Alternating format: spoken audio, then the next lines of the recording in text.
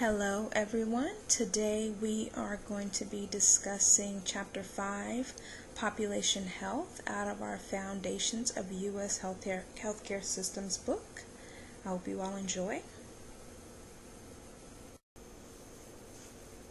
First, we're going to be discussing the population health model. This model analyzes patterns or distributions of health between different groups of people. It does this to identify and understand the factors leading to poor health outcomes. In addition, the population health employs an integrative model, meaning that different factors are highly likely to intersect and combine to produce good or poor health and should be assessed in tandem. Population health scientists prefer to use the word determinants rather than factor or cause.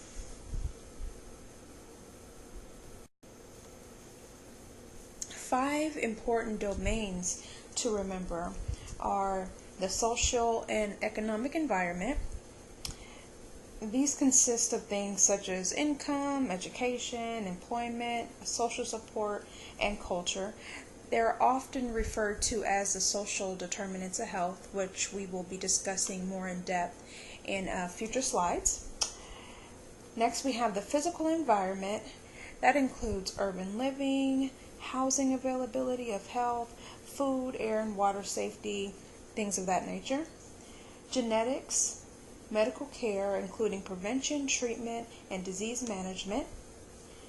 And lastly, health-related behaviors such as smoking, exercising, diet. Next, we're going to talk about the medical model. This model focuses on the factors that are most immediately linked to the pathophysiology underlying a person's disease.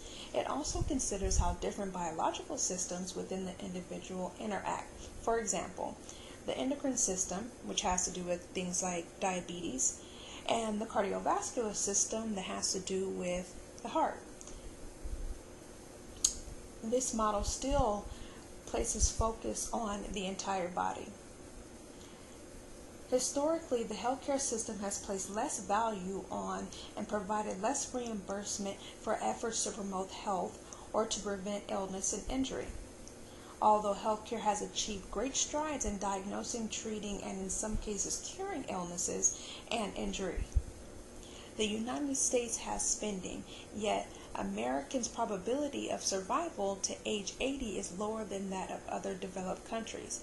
This discrepancy between the highest spending on healthcare and poor survival rates is referred to as the U.S. health disadvantage. The difference between the medical and population health models can help explain the reason for the disparity between the United States and other developed countries, as well as the severe disparities within the United States among different populations. Here we are going to do a comparison of the medical model versus the health population model with using obesity. The medical model, when an obese adolescent visits a healthcare provider, the provider will probably take a family history and a diet and physical activity history. That'll be followed up by laboratory testing to rule out any causes for obesity and to check for diabetes and if the patient is possibly extremely overweight.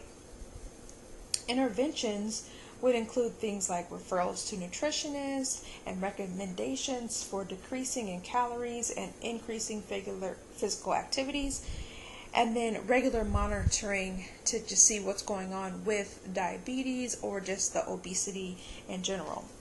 The medical model does not ask why an epidemic of obesity has occurred over, let's say, the past 20 years.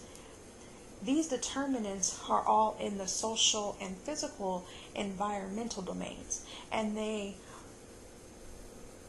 strongly limit people's behavioral choices.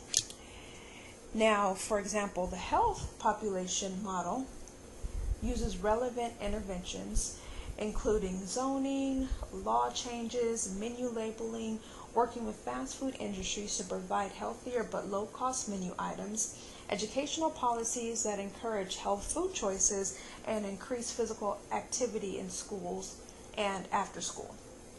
Making the healthy choice the easier choice is not always sufficient. Programs to change behavior boost the chances that people will make those healthy choices their default choices. Such programs could include workplace or community programs to encourage physical activities in the form of walking, bicycling, jogging, running, or other exercises, or maybe like cooking classes that include affordable, non-calorie dense food. So these two models are different in their approach to curing obesity, where the medical model is going to look particularly at the person and what interventions we can do to help that particular person, versus the health model is going to look at obesity within a specific population. Next, we're going to be discussing the social determinants of health and their influences. And to get a better understanding of the influence of the social determinants on health behavior outcomes, first, I suggest you watch the video link that I have attached. It's a YouTube video. It's a few minutes just to give you a better understanding of the social determinants of health. Once you do that, you'll be able to recognize that the mechanisms by which social determinants act depend on the context in which people encounter stressful or harmful events. One area that's been focused on is the neighborhood effects, which includes the interaction of social and physical environmental determinants. So, for example, the negative interaction between the physical environment, which can be things like poor housing, areas of crime and violence, lack of stores within healthy foods, and social determinants related to poverty. Two of the most predictive factors of life expectancy are income and degree of education. Examination of the relationship between measures of education and income on U.S. life expectancy show that college graduates can expect to live at least 5 years longer than those who do not complete high school. Upper middle income Americans can expect to live 6 years longer than poor Americans. Significant for national life expectancy because 25% of adults nationwide live in poor or near poor households. Middle income Americans can expect to live shorter lives than those in higher incomes, whether or not if they have health insurance or not. Well, why is that? Why are middle income Americans expected to live short lives? I feel like it's because we're taking care of everybody. The middle American is paying the most taxes. The higher income American is figuring out how to not pay taxes. The lower, doesn't have the money to pay taxes, so the middle America is taking care of Americans. And so I feel like we're probably the most stressed out, and that's why life expectancy tends to be shorter.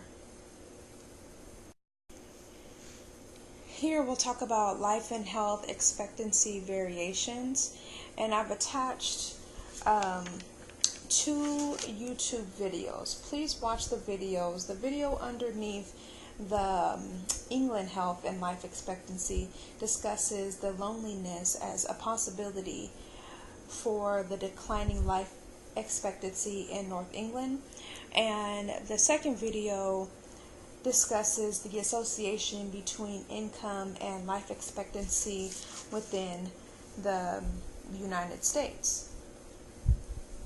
It's been discussed that improved health and longevity in England over the previous 200 years resulted from changes in food supply, sanitary conditions, and smaller family sizes, rather than medical interventions. In the United States, during the 20th century, medical care explained only 5 of the 30 years of increase in life expectancy, and between 1950 and 1990, when many new therapies were developed for infectious disease and heart disease, medical care accounted for only 3 of the 7 years of the life expectancy increase. Here we're going to discuss leading determinants of health and which health behaviors those are. Smoking, physical activity, substance abuse, sexual activity, and diet are considered major determinants of health in both the medical and population health models. Data from 22 European countries showed that variations in health disparities could be attributed to variations in smoking, alcohol consumption, and access to care. But the patterns of determinants of inequality were different for men and women by country and by which outcome was measured.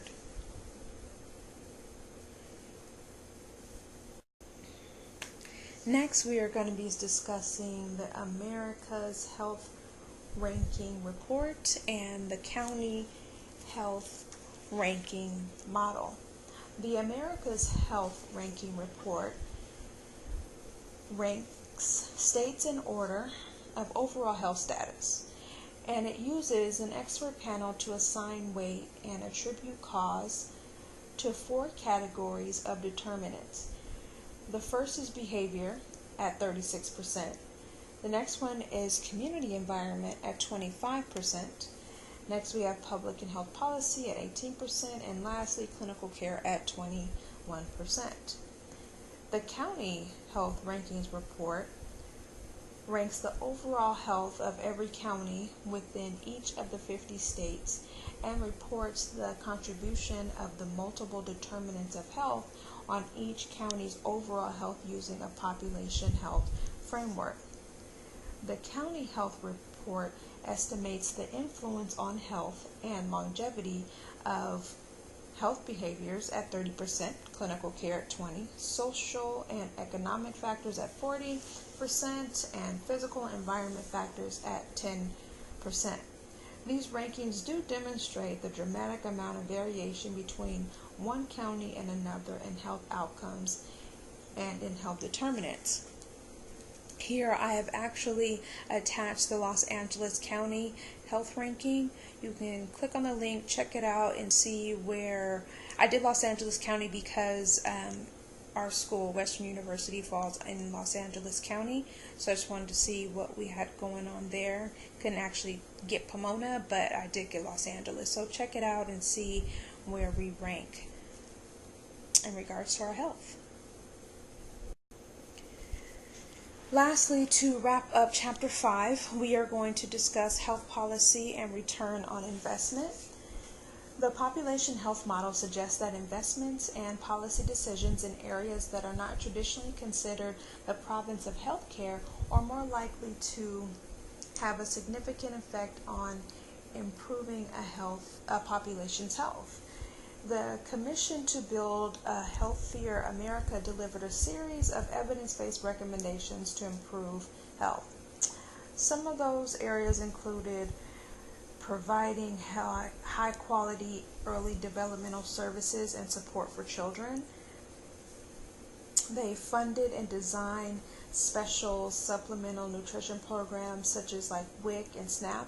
I personally am on WIC, and it is an amazing program. It even helped me be more healthy and nutritious and gave me better ideas on what to feed my 2 babies, so I absolutely love it. The Commission to Build a Healthier America also suggested eliminated so-called food deserts through public-private partnership. I happen to know that Pomona is also known for its food deserts. There's lots of places where you can't get healthy food. There's not a grocery store on every corner, which can tend to be a problem and create things like diabetes and obesity within the community.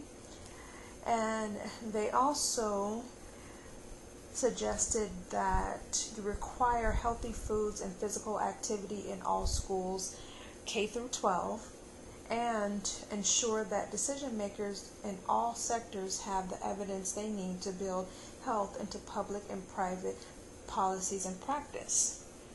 Another funding mechanism receiving a lot of attention recently is the community benefits from nonprofit hospitals. To keep their tax-exempt status, nonprofit hospitals have owed certain duties to the community. These duties include providing charity to the care of medically poor people. I personally have benefited from the community benefits of nonprofit hospitals.